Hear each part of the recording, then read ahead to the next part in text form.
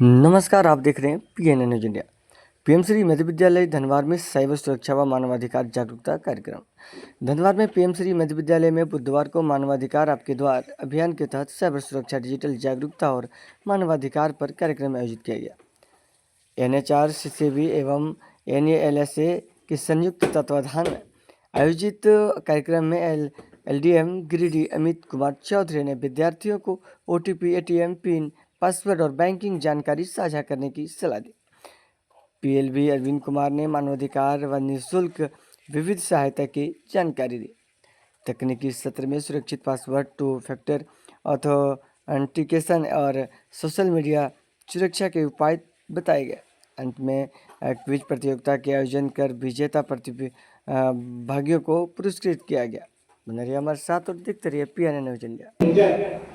Quiz पता है आप लोगों को? क्विज में क्या होता है? हम लोग कुछ क्वेश्चंस पूछते हैं, तो आज मैं भी कुछ क्वेश्चंस पूछने वाला हूं, 2-4।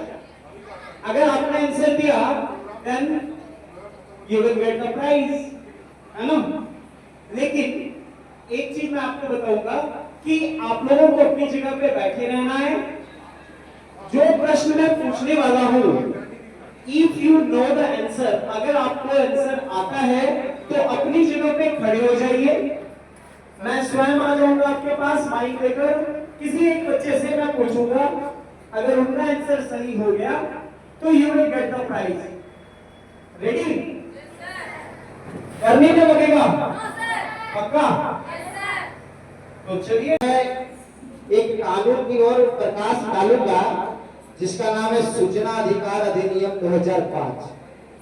अंग्रेजी में कहते हैं राइट टू इंफॉर्मेशन एक्ट। यह कानून 8 अक्टूबर 2005 को संपूर्ण झारखंड में लागू हुआ, जम्मू कश्मीर को छोड़कर, क्योंकि वहां आर्टिकल 35 और 370A लागू था। और जब आर्टिकल 370 और 35 से हट गया तो जम्मू कश्मीर में भी सूचना अधिकार अधिनियम 2005 लागू हुआ। यदि आप अपने अधिकार को जानते हैं तो सूचना अधिकार अधिनियम 2005 की धारा 6 की धारा 1 का प्रयोग करते हुए, समझे, सूचना अधिकार अधिनियम 2005 की धारा 6 की धारा का 1 का प्रयोग करते हुए आपको जिस विभाग की समस्या है, चाहे शिक्षा विभाग में हो, पुलिस विभाग में हो, जमीनी विभाग में हो, ग्राम पंचायत के विभाग में हो, तो वहां पर आप RTI दायर कर सकते हैं। मात्र 10 रुपया का पोस्टल ऑर्डर लगता है और उसके बाद देखिए आपको आपका अधिकार मिलने लगेगा। और सूचना अधिकार अधिनियम 2005 की बहुत ही अच्छी खासियत है, इसमें धारा बनाया गया है धारा 6 की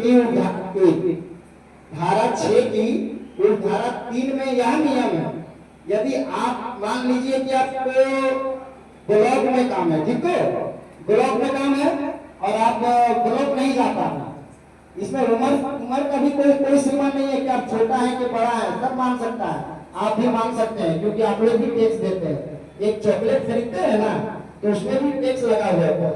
इसीलिए आप यदि थाना पहुंच गए और आप थाना को आवेदन दे दिए और मामला किसका है, PDO साहब का है, तो थाना प्रभारी क्या करेंगे, अपना कार्यालय से वो चिट्ठी तैयार करेंगे धारा 6 की धारा 3 के तहत और PDO साहब को आवेदन भेज देंगे। या इतना अच्छा खूबसूरत कानून RTI का बनाया गया है जिसे हर व्यक्ति को जानना चाहिए।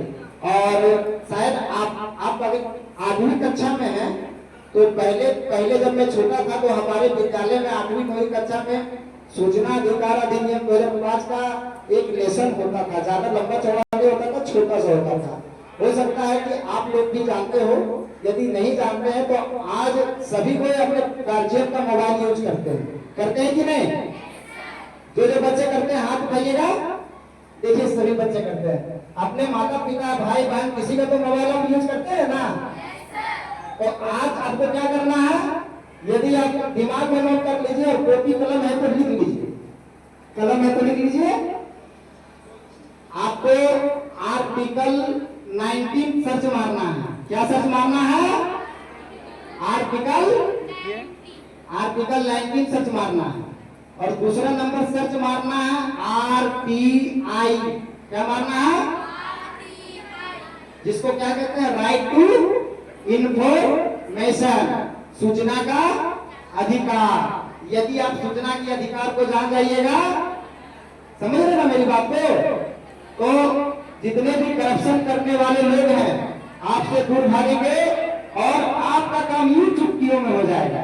बस इसी बात के साथ मैं अपनी वाणी को विराम देता हूं। जय हिंद, जय भारत, जय मानवाधिकार। फोन पे जीपे काम करते हैं, पेटीएम का यूज करते हैं।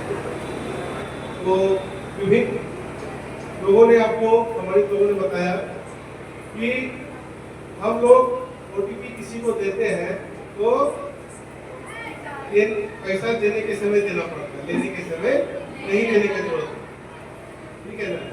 तो वही है, हम लोग बैंक में जैसे बोलते हैं, शिक्षा जगत में से ज्ञान बांटने से बढ़ता है और ओटीपी बांटने से पैसा घटता है। तो ओटीपी शेयर ना करें, ज्ञान को शेयर करें, ताकि आपको आगे की वित्तीय कठिनाइयों का सामना न करना पड़े। आपकी अपनी जमा पूंजी से आपको हाथ न धोना पड़े।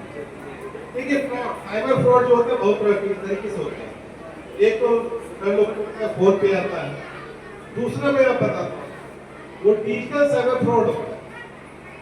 वो आपको व्हाट्सएप कॉलिंग करेगा, वीडियो कॉलिंग करेगा, या आपको नेट पे खोल करके आपको लैपटॉप पे कॉल करता है और एक सेटअप दिखाता है कि ये एक्साइज विभाग है, आपके बच्चे को यहाँ अरेस्ट कर लिया गया है। बच्चे के चेहरे पे एक नकाब डाल देगा कि आपका बच्चा अरेस्ट हो गया है। ऐसा कोई अरेस्ट नहीं होता है, ऐसा कोई डिजिटल अरेस्ट का प्रावधान भारत के संविधान में, भारतीय कानून के अंतर्गत नहीं। कोई भी अरेस्ट होता है तो फिजिकल अरेस्ट होता है, डिजिटल नहीं होता। तो कोई अगर बोलता है कि आप डिजिटली अरेस्ट किया गया है और फिर आपके बच्चे को छुड़ाने के लिए 10 लाख, 15 लाख, 20 लाख का डिमांड करता है, तो उसमें घबराना नहीं है। एक गांव में कहावत को हम लोग बच्चे में सुनते थे, कौवा कान लेके चला गया, कौवा को देखेंगे तो अपने कान को देखेंगे। बस जैसे अगर कोई आपके परिवार को या आपको उठाने के लिए बोले कि आपका फलना अरेस्ट है, ठीक है ना, तो आपको क्या करना है, फोन करके चेक करना है वो कहाँ है बंदा, है कि नहीं। हम फोन करके जानकारी लेंगे कि वो बंदा है कहाँ। आप समझ रहे हैं ना कि किसी के भागा में तुरंत हड़बड़ाना नहीं है, अनकॉन्शियस नहीं होना है, विवेक से काम करना। कि विवेक के अनुसार हमको है, बोल रहे कि गिरफ्तार हो गया तो फोन करके देख लेते, फोन पुलिस वाला तो उठाएगा, पुलिस लेके गया तो, है कि नहीं। पुलिस जब पे पुलिस के पास तो फोन रहेगा, वीडियो कॉलिंग में दिखेगा ना वो आपको फोन बज रहा है, और पुलिस वाला उठा के बोल रहा है हाँ हम ही तो बोल रहे हैं, तो बच्चे का फोन सही है। एक्चुअल में वो अरेस्ट में तो क्या करना है, पैसे फिर भी नहीं भेजना है, लोकल पुलिस की मदद लेकर के उसको छुड़वाने की व्यवस्था करनी है। और ऐसा कोई नहीं है कि डिजिटल अरेस्ट में आपका सही में कोई अरेस्ट होता है, ये सब फ्रॉड अरेस्ट होता है, इसमें परिवार को लूटा जाता है। रांची का ही मैं एक उदाहरण बताता हूँ। कोर्ट रोड ब्रांच में बैंक ऑफ इंडिया की एक शाखा है। डॉक्टर दंपति, रिटायर्ड डॉक्टर दंपति के यहाँ आपका बेटा इलीगल गतिविधि पकड़ाया है, ठीक है ना। मोबाइल को हैक कर देगा, आप पूरा आपके सर्वर को कोई कंट्रोल आपके मोबाइल पे नहीं रहेगा। जैसा सर ने बताया, टाइप कीजिएगा पता चलेगा दूसरे का मैसेज आ रहा है, ओटीपी जा रहा है दूसरे का, वही होता है। तो कोई भी अनजानी ना करे। प्रणाम भैया जी, कैसे हालचाल। और किसी भी भाषा में बस इधर भी ठीक है। आज सुनाइए, आपने लौटी खरीदा ही नहीं, अभी एक प्रोग्राम में है, न्यूज कवर कर रहे हैं, कि आपने क्या है खाली मतलब 3-4 बजे तक। पैसा पेड़ में नहीं उगता है जी, उगता है क्या। विनोद जी चुनाव में आ गए हैं, फिर वो बातें नहीं की,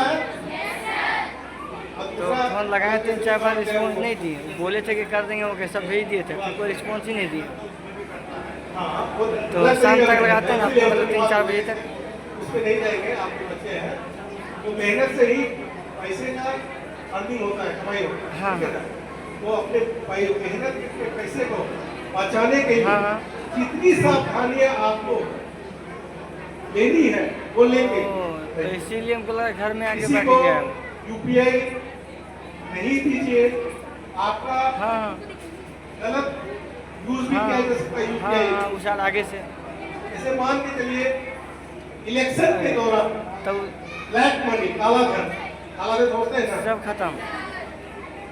काला रंग का धन नहीं होता है। तो फिर ये आ कहाँ गए विनोद चौधरी? इकोनॉमी में रन नहीं कर रहा है जो धन, उसको बोलते हैं ब्लैक मनी, काला धन। भारतीय अर्थव्यवस्था में फेसबुक में डाल रहे हैं चुनाव का, ये कोई पार्टी में खड़ा हुए हैं और चुनाव का सारा फोटो डाल रहे हैं यूपी का। तो कुछ लोग नेता लोग क्या करेंगे, आओ हाँ तो लेकिन अच्छा लगाते हैं, फिर कहाँ है वो पूछते हैं। निकाल के हमको दे दे, हाँ या उसको ट्रांसफर कर दे। अच्छा बताइए, आप किस जिले में रहते हैं? गिरिडीह जिले में। आप किस जिले में रहते हैं? गिरिडीह किस प्रमंडल क्षेत्र के अंतर्गत आता है? हाँ? है ना, इसलिए आप लोग देखिए, इसी पर आप लोग को जानकारी के लिए और कुछ सवाल इसी पर कहते हैं। हमारे छोटा नागपुर, उत्तरी छोटा नागपुर है ना, उत्तरी छोटा नागपुर प्रमंडल में कितने जिले हैं? कितने जिले हैं? 7 जिले हैं। कौन से जिले? Thank you sir. होता है किसी को देना और रिसिप्ट मतलब किसी को देना। ये डेबिट और क्रेडिट का मतलब है, डेबिट आपके खाते से पैसा निकलता है दैट इज डेबिट, और खाते में पैसा जमा होता है दैट इज क्रेडिट। यही बोलना चाहो ना? हाँ ठीक है। तो कार्ड में क्या अंतर होता है? पैसे हैं और आप अपने खाते में जो जमा पैसा है वही पैसा निकालोगे, that is the function of debit card.